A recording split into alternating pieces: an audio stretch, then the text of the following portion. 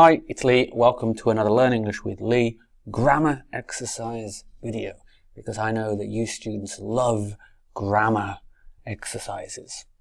And today we're going to look at relative clauses. Now this is a very important area of your English. If you want to move above intermediate level, above B1 for your general English, and also if you want to achieve a really good result in exam English like IELTS or FCE, CAE, TOEIC, this kind of thing, then relative clauses are a very important area that you can do effectively to achieve the next level.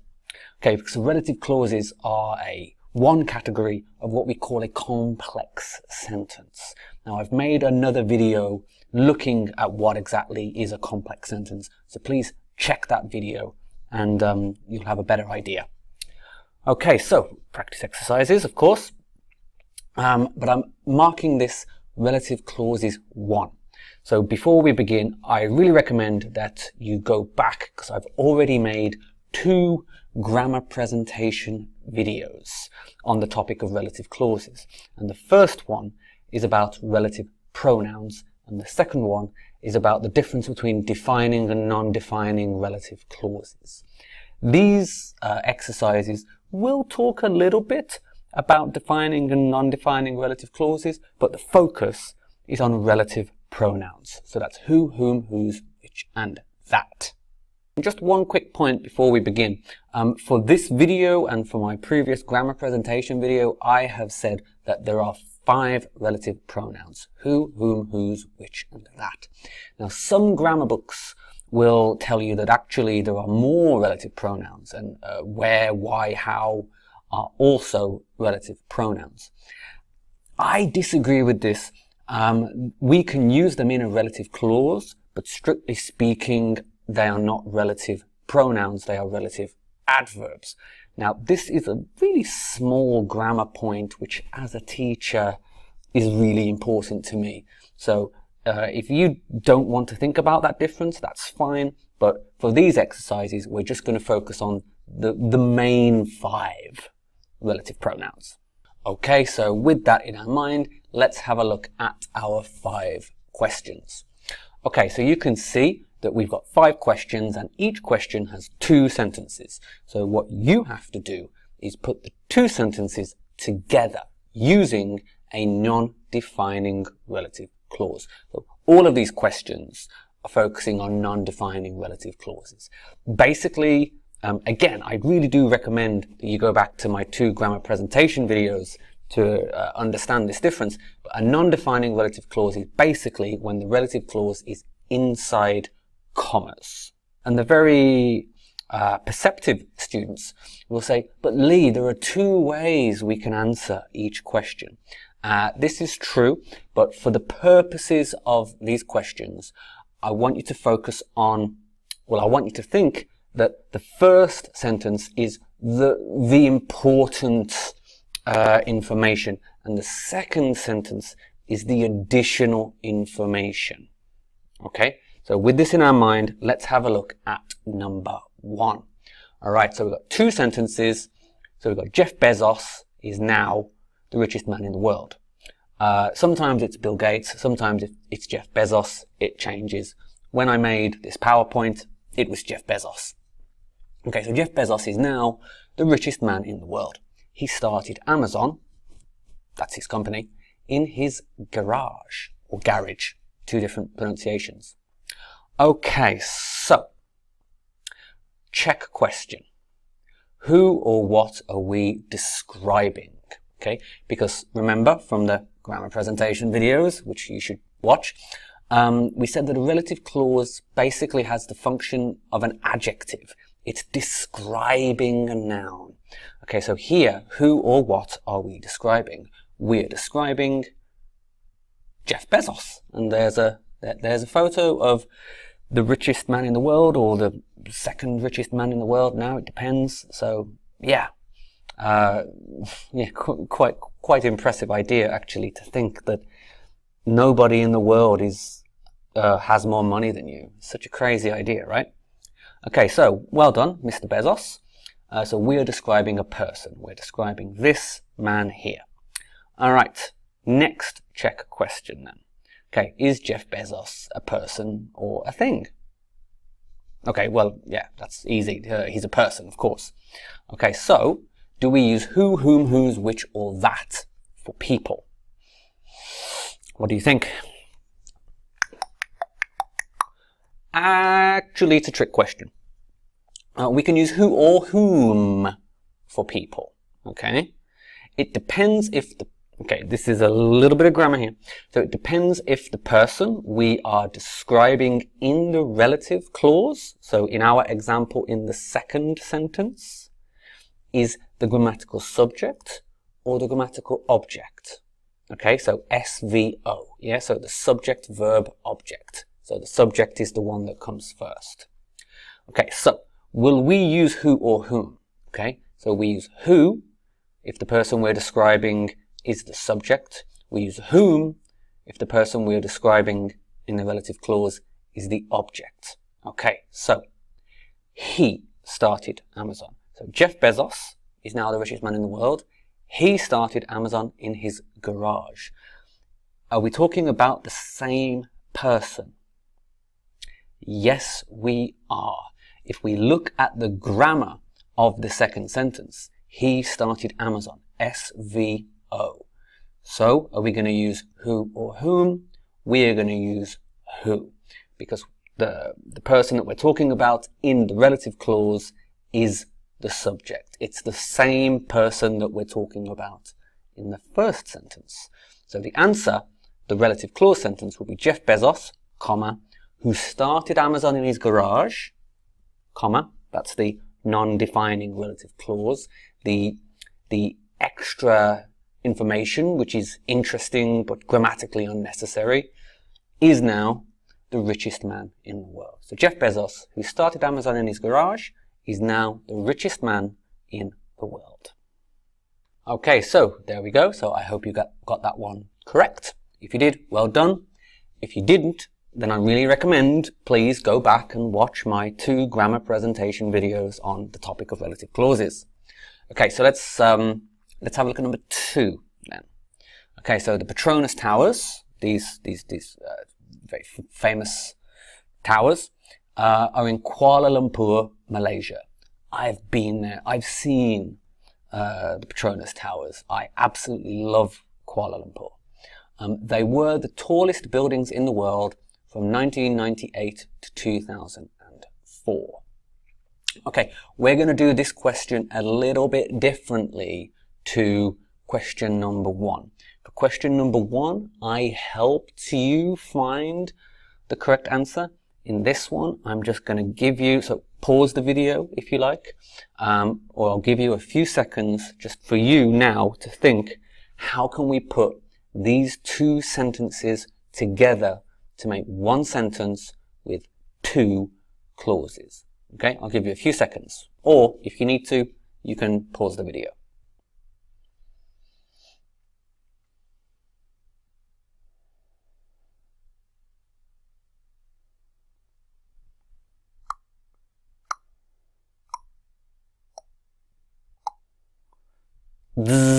Okay, the relative clause sentence that you should have had is that the Pronouns towers, which were the tallest buildings in the world between 1998 and 2004, are in Kuala Lumpur, Malaysia. So there's a few commas there, actually. So if you notice, there's the commas to indicate the relative clause, so after towers and after 2004, and then there's another comma between Kuala Lumpur and Malaysia, just because that's the city and then the country. So when we say London, comma, England, or Paris, comma, France. So it looks like a lot of commas, but the commas have a different function. Okay, so now let's go back. So I hope you got that right. If you did, fantastic. If you didn't, let's try and understand why. Okay, so the relative pronoun that we're using here is which. Okay, the Pronouns towers, which were the tallest building in the world between 1998 and 2004, are in KL. Okay, so now the check question is who or what are we describing? So the same thing. The relative clause has the function of an adjective describing a noun. Sometimes the subject, sometimes the object. Who or what are we describing? We are describing the Pronouns towers. Okay?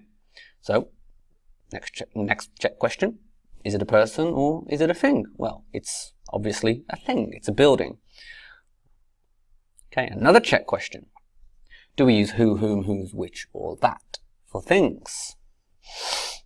Well, actually, this is also a trick question because we can use whose, which, or that for things. Oh, Lee, why is it always so complicated? I know, but just wait. We're gonna go through it. Well, immediately we can get rid of whose because whose is a possessive. So if I say my cup or my car, okay, so it's not whose Pronouns towers are they? It's a strange question. It's not a possessive idea. We're just talking about the object itself. Okay, so we can get rid of whose. So now we've just got which or that for things. So now the next question is, what's the difference between which and that? Well, that's actually a very interesting question because it depends if it's a defining or a non-defining relative clause. We can't use that in a non-defining relative clause. Okay, so if it's a defining relative clause, you can use which or that, and they're basically interchangeable. They're the same. But all of our questions are looking at non-defining relative clauses, and we can't use that in a non-defining relative clause. So that actually makes our questions much easier. Okay, so for example, the Pronouns towers, comma, which, okay, were the tallest buildings, so SVO, so it's the subject, between 1998 to 2004, comma, are in KL, Malaysia. Right, so I really hope you got that one correct as well. So hopefully now at the moment, you've got 2 out of 2. If you haven't, if you don't understand why, what am I going to say?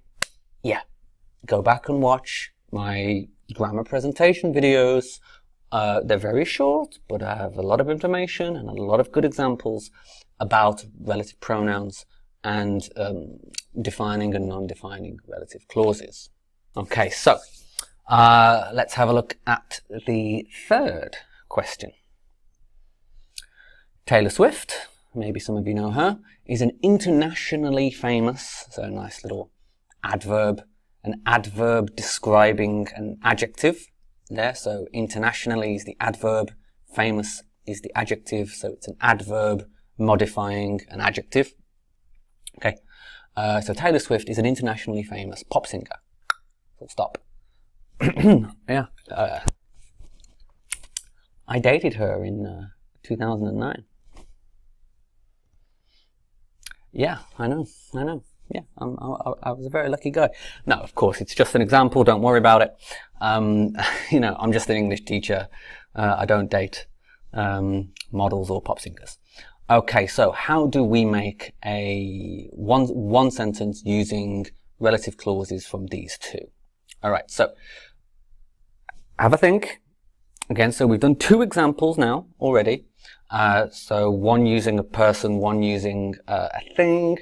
So you should have a good idea, I think, how to answer this question. So again, if you need some time, pause the video.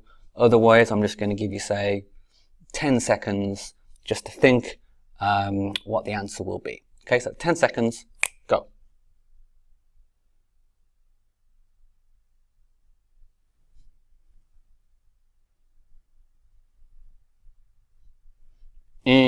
Okay, how did you do?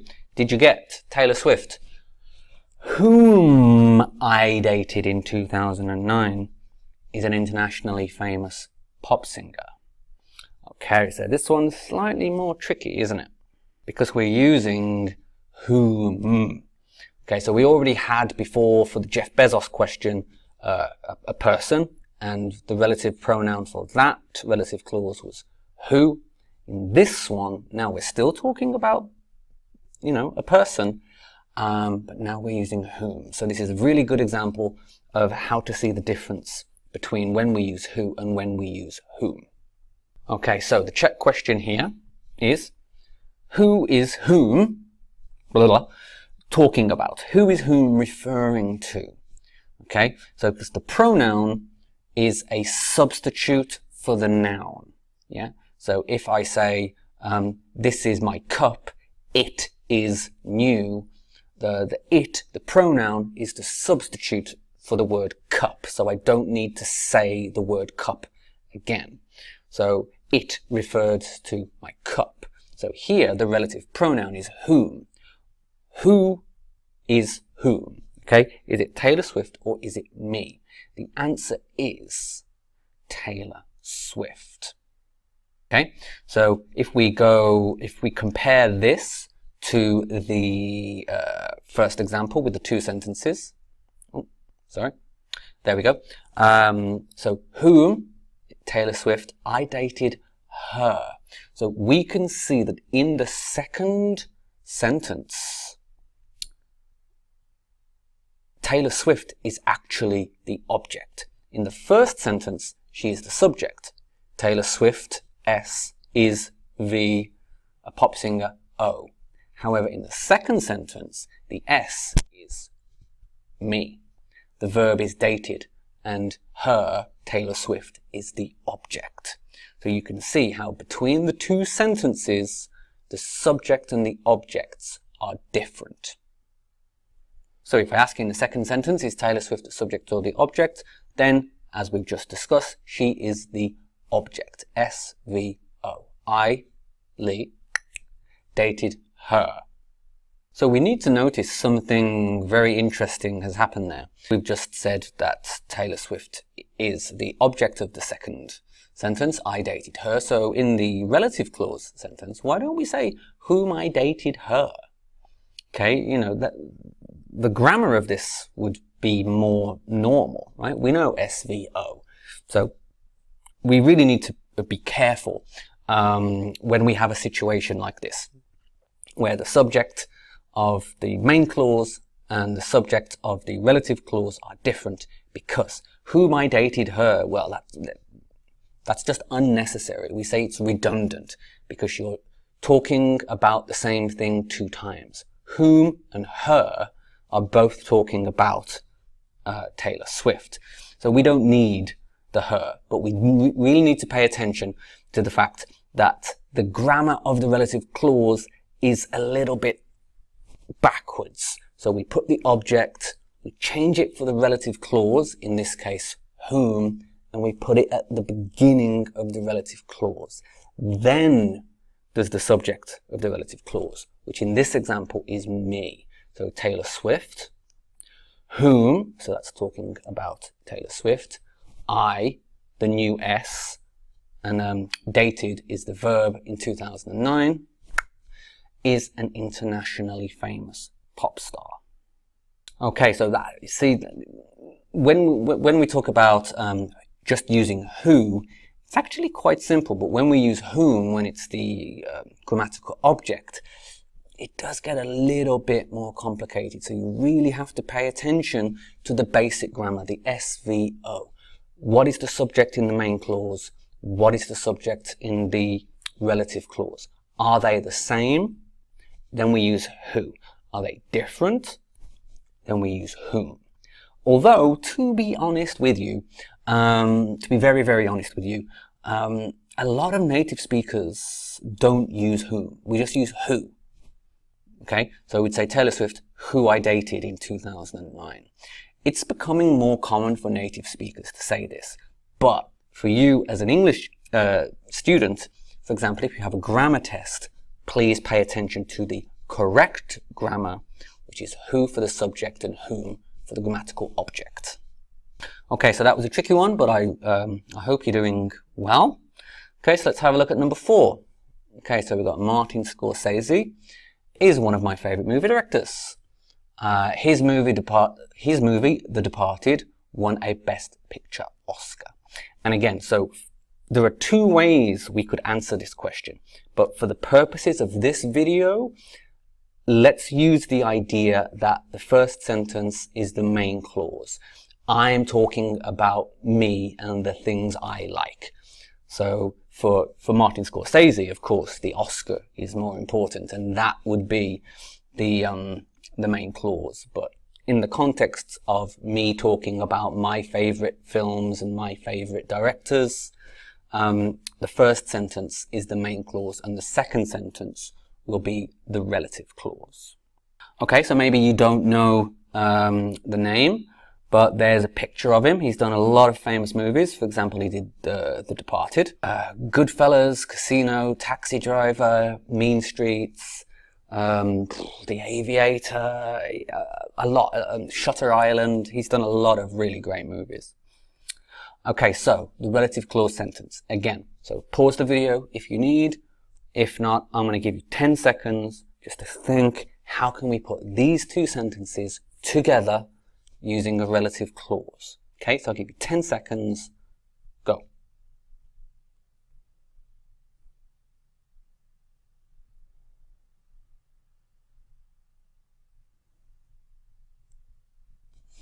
Bang. Okay, what did you get? Did you get Martin Scorsese, whose movie The Departed won a Best Picture Oscar, is one of my favorite movie directors? I hope you did, because now we're using the relative pronoun whose. It's Martin Scorsese, whose movie The Departed won a Best Picture Oscar, is one of Lee's favorite movie directors. So the check question is, do we use whose for people or things? Okay, and the answer is, it's a trick question. We can use whose for people and things. It depends what we are describing. The important thing is that it is possessive. So I can say my cup, my car, my computer. These are things. Or I can say my brother, my sister, my girlfriend, my parents. And I'm talking about people. The important thing is their relationship to me. So if it's possessive, it can be a person or a thing. So what about in this case? Are we talking about a person or a thing? We're talking about his movie. So we're talking about the movie of Martin Scorsese. So in this example, we're talking about Martin Scorsese generally, but for the relative clause, we're talking about a thing, his movie. So that's why the answer is, so Martin Scorsese, comma, open the relative clause, whose movie? The Departed. So that's the subject. So whose movie? The Departed. One is the verb, V, a Best Picture Oscar, O, so SVO. And Martin Scorsese, whose movie The Departed won a Best Picture Oscar. And now the main verb is, and then the main object, one of my favorite movie directors. So the full one sentence, two clause answer is Martin Scorsese, whose movie The Departed won a Best Picture Oscar, is one of my favorite movie directors. Okay, so 4 down. Okay, so 1 more to go. So well done. You're doing really, really well. Let's finish this off and see how we do. Okay, so the final one. Okay, so maybe you know, maybe you don't. I study Japanese and Chinese. My Japanese, both my Japanese and my Chinese are terrible, but my Japanese is a little bit better than my Chinese. I just like difficult languages, really. So Japanese is a very good example of a difficult language. Why? Because the Japanese language has 3 writing systems. This makes it very difficult to learn. Okay, so we've got the katakana, we've got the hiragana, and then we've got the kanji. And the kanji, this is not the full list of kanji. The kanji just keep going and going and going, thousands and thousands and thousands. So the first two are like alphabets. There's a limited number. And then the third system, like the little pictures, Chinese characters, there are thousands and thousands. So yeah, it's a challenge. Okay, so the relative clause sentence. Okay, so I'm going to give you, again, 10 seconds, or if you need longer, please pause the video. How can we put these two sentences together to make one sentence with two clauses? Okay, 10 seconds, go.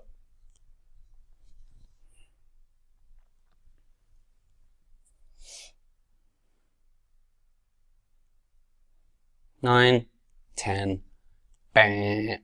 Okay, did you get? The Japanese language has 3 writing systems, which makes it very difficult to learn. If you did, well done. Have a bonus point for this one. Okay, so we're using the relative pronoun which, because we are talking about a thing, we're not talking about a person. It's not possessive, it's a non-defining relative clause, so we can't use that. So which makes it very difficult to learn. Okay, but check question. What is different about this sentence to sentences 1 to 4? Why did I give a bonus point for the people that got this sentence correct? Okay, so check question. Who or what are we describing? The answer is 3 writing systems. Okay, so the word this in the second sentence, okay, the subject, what is this referring to? Is this referring to the Japanese language, or is this referring to 3 writing systems? The this